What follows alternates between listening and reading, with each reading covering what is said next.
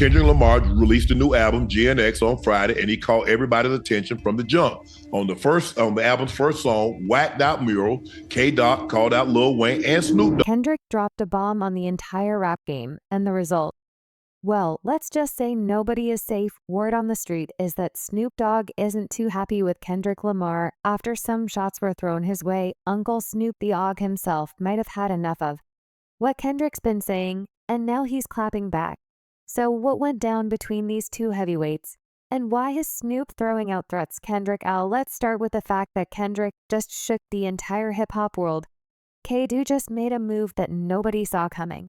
A surprise album drop out of nowhere. He released GNX, his sixth studio album, on November 22nd, 2024. Fans have been waiting to see what Kendrick would deliver next after his 2022 project, Mr. Morale and the Big Steppers, and let's just say, GNX is already making serious waves. This 12-track album brings a mix of powerful storytelling and unfiltered vibes, featuring standout titles like Waxed Out Murals, Squabble Up, and Heartbeat 6. And what makes this drop even crazier is the timing. Kendrick's been at the center of hip-hop headlines all year, partly thanks to his ongoing feud with Drake. Diss tracks, heated exchanges, and a media frenzy have kept their rivalry front and center, setting the stage for Kendrick to drop a project that feels like a direct response to everything happening in his world. Plus, this release lands just months before he's set to take over one of the biggest stages in music, the Super Bowl halftime show in February 2025. Talk about perfect timing to remind everyone why he's still one of the greatest in the game. Critics are already buzzing about GNX, calling it a bold departure from Kendrick's usual conceptual approach. This album leans heavily into raw, unfiltered energy, showcasing West Coast vibes like never before. Themes of personal growth, social commentary, and reflection run deep, making it clear that Kendrick's putting his life and thoughts on full display. Early reviews praise its lyrical depth and evolution in sound, cementing Kendrick's ability to keep pushing boundaries with every release, and the surprises might not end here. Word on the street is Kendrick's got even more music in the world, works, possibly a follow-up project that dives even deeper into the themes he's hinted at in GNX. If that's true, we're looking at the beginning of an entirely new era for King Kendrick, a reminder that he's not just dropping albums, he's shaping the future of hip-hop, taking shots. But there's an aspect of GNX that has to be brought up in the convo here, and it's something that got people talking for more than the music. You see, Kendrick took some not-so-subtle shots at rap legends Lil Wayne and Snoop Dogg, and fans are split. Social media is buzzing with reactions, and it's clear that Kendrick's words are stirring up serious conversations in the hip-hop world. So what's the deal? Well, in GNX, Kendrick seems to question Wayne and Snoop's roles in hip-hop today. While he doesn't call names outright in every line, the tone of his verses has fans and critics thinking he's calling out their influence, or maybe even their relevance. This isn't new for Kendrick.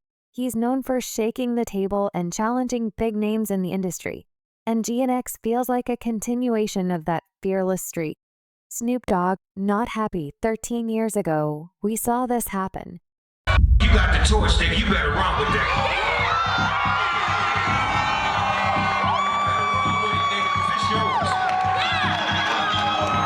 Love it. I get a chance to stand back and watch the youngsters do what they do. I mean, I did my thing with it for 20-something years as far as being the king of the West Coast. Gave the crown to Kendrick Lamar. I didn't give it to him. Actually, he took it, but I had to take it off my head and give it to him. Yeah. And he been running wild with it, and the music that's been coming out from the West has been very, very good. It's international. It's not just regional. It's not local no more. It's global. So, when I go across the world and I hear music from the West Coast, that makes me feel good to know that it's constantly growing and it's constantly being effective. You get a chance to listen to Kendrick's new album? Love it. Crazy, right?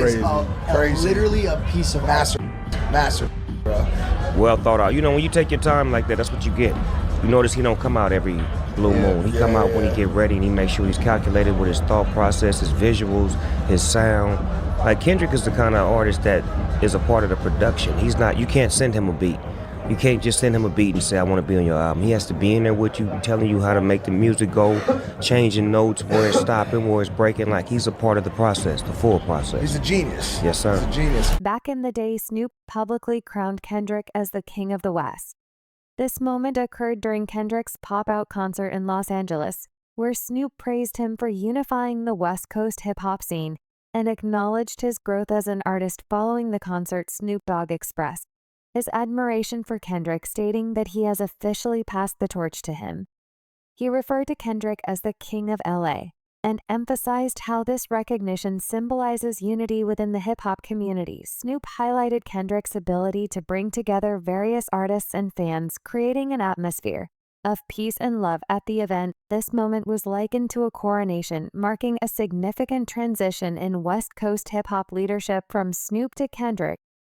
Many in the hip-hop community have echoed Snoop's sentiments, recognizing Kendrick's impact on the genre and his role in continuing the legacy of West Coast rap. Artists and fans alike have celebrated this acknowledgement as a validation of Kendrick's artistry and influence. And now with this new project from Kendrick, that same conversation is being brought up once more. You see, Kendrick definitely took some shots at on this one.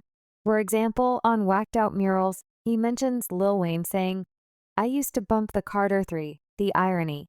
I think my hard work let Lil Wayne down." People are saying that was a subtle jab at Wayne's disappointment over not getting the Super Bowl gig. This has sparked quite the combo because Lil Wayne did not drop the ball. Or should we say Bull Lil Wayne? Kendrick Lamar being picked as the headliner for the 2025 Super Bowl halftime show has stirred up some serious drama, especially with Lil Wayne feeling left out.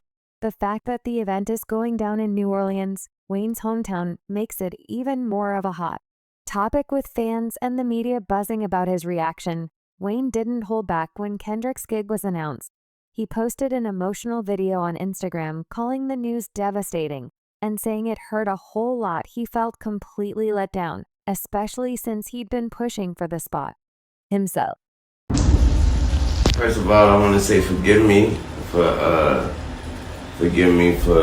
the delay. Just the delay. I want to say I had to get strength. I had to get strength enough to do this without breaking. I must say thank you. I must say thank you to every voice, every opinion, all the care, all the love, and the support out there. Your words turned into arms, and it held me up when I try to fall back.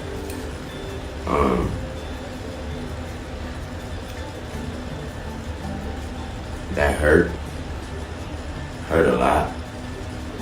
You know what I'm talking about? It hurt a whole lot. I blame myself for not being mentally prepared for a letdown, and for just automatically mentally putting myself in that position like somebody told me that was my position. So I blame myself for that, but I thought that was nothing, I thought that was nothing better than that spot and that stage and that platform in my city. And so it hurt a whole lot. But y'all are amazing. It made me feel like not getting this opportunity. And when I felt like you guys reminded me that I ain't without y'all. And that's an amazing reality. So, like I said, it broke me, and I'm just trying to put me back together, but my God, have you all helped me. Thanks to all my peers, my friends, my family, my homies on sports television, everybody repping me. I really appreciate that. I really do. I feel like I let all of y'all down by not getting that opportunity. But I'm working on me, and I'm working. Wayne had imagined that performing at the Super Bowl in his own city would be a career-defining moment, and when that didn't happen, it left him feeling broken. But that wasn't all. Even though Kendrick showed respect, Wayne's not backing down. After hearing Kendrick's lyrics, Wayne took to social Media again saying he'd destroy if disturbed. I'd just be chilling, and they still come for my head. Let's not take kindness for weakness. Let this giant sleep. I beg you all, no one really wants destruction. Not even me. But I shall destroy if disturbed on me. Love this.